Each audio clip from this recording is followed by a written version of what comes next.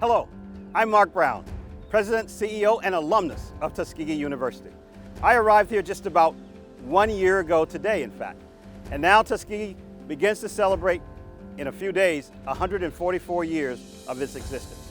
I want to tell you that we are still on the path that Booker T. Washington and Lewis Adams provided for us.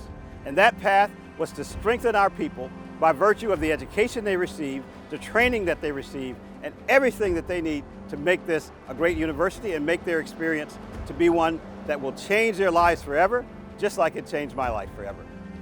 Much has happened since my first year here. For example, when I first got here, we found that many of our students were unable to close on registration. There was a gap between the dollars that they had made available to them and what was needed to register. We actually attacked that problem to a program we call Save Our Students. Thanks to your donations, the donations of alumni and friends and others, and institutional aid, we were able to help over 600 students make their way through registration and continue their path toward one-day graduation. We learned a lot during that process.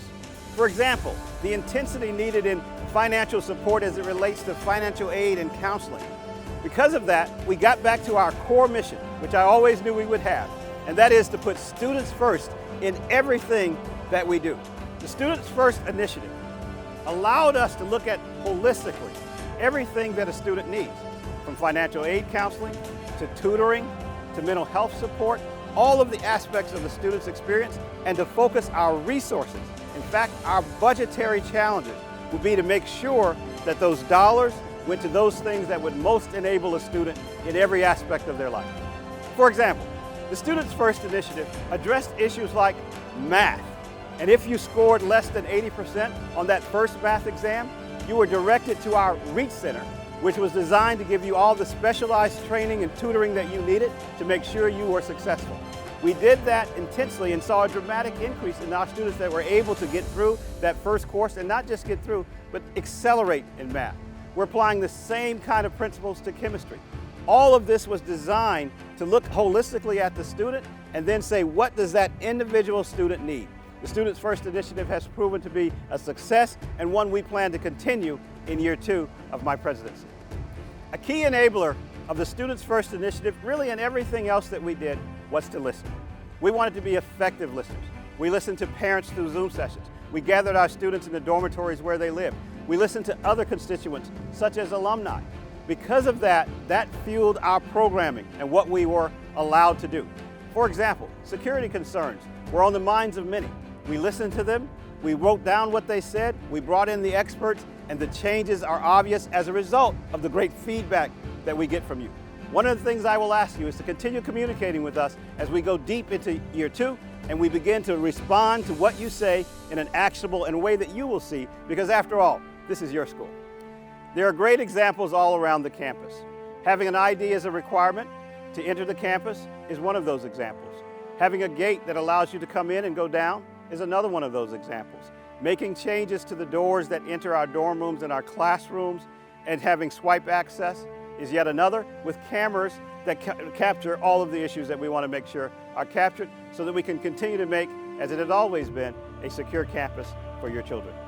Through it all, the Tuskegee experience has remained the Tuskegee experience. We did things with our auxiliaries that were history-making. For example, we traveled to Oakland, California, where we played in the NBA Hardwood Classic against our brothers of Morehouse College. Can you imagine our players in an NBA stadium filled and rocking, and then it was all tipped off by our Marching Crimson Piper Band, who performed at halftime. Now, we knew they were good because we saw them in Houston as one of just a few bands that were allowed to do that. The Marching Crimson Pipers shined like never before. We saw excellent performances by our award-winning tennis team.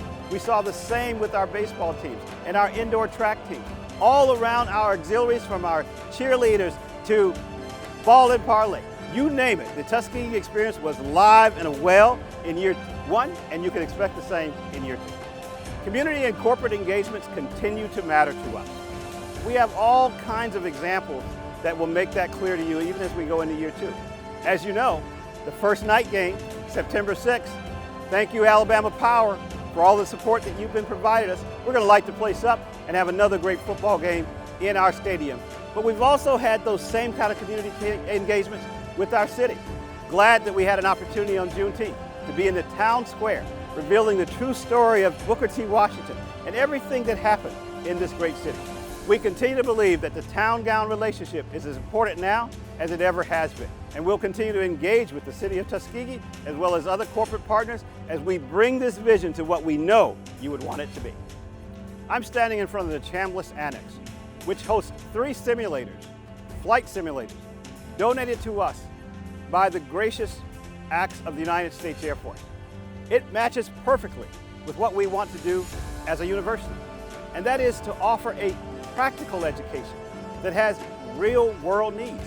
Today, as an example, we have students, even as I speak, that are learning to fly on Moulton Field, the same place our historical Tuskegee Airmen flew. They're doing so as a part of our new aviation science program, which is now accredited and providing students with the opportunity to move through the academic curricula and then get a commercial pilot's license if they so choose. Why do I say that that's practical? Our nation needs aviators. We need aviators today. We need aviators across the country. We need them in the military. We need them in the civilian sector. You can get that aviation flying certification at Tuskegee University, and if you're a part of the first 100 students, you get so at no cost thanks to a gracious grant that we received. That's practical, it's real world, it's closing the gap with simulation between classroom and what's needed in the world. That's what we mean by a Tuskegee education. We're also rapidly moving toward our first year goal of becoming an R2 university and continuing that into our second year. That means that we're going to allow our students to do some of the research that matters to the world. For instance, we have students today that are working on research as it relates to cancer and the relationship between obesity and genealogy. That means so much as we are doing that in the Black Belt, where cancer happens to have higher morbidity rates than most other places in the country.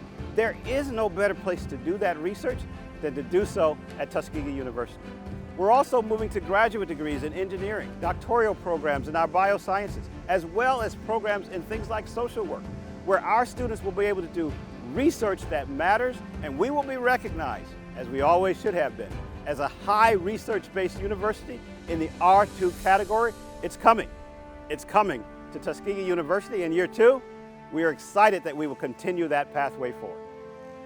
From the very beginning, we committed ourselves to honoring our past, investing in our future, and doing things the Tuskegee way. We honor our past by making sure we tell the world the Tuskegee story. I've had an opportunity to do that where you all live, at your many Tuskegee National Alumni Association gatherings, in the halls of Congress, with the state legislator, in the town square. Anywhere where we need to make sure that this world knows of the contributions of Tuskegee to the world, we will continue to tell that story.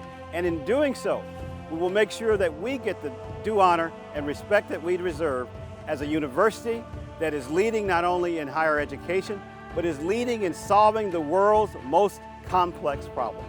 I can't wait in year 2 to continue to tell the Tuskegee story. Year 1 was a year of discovery. Now, as we have discovered, we've learned, we've communicated, it's time for Tuskegee to enter what I call the Renaissance period. What do I mean by that? It's time to build. It's time to grow. It's time to maximize our resources. In this year, we'll break ground for the first small animal clinic at the new Veterinary School of Medicine.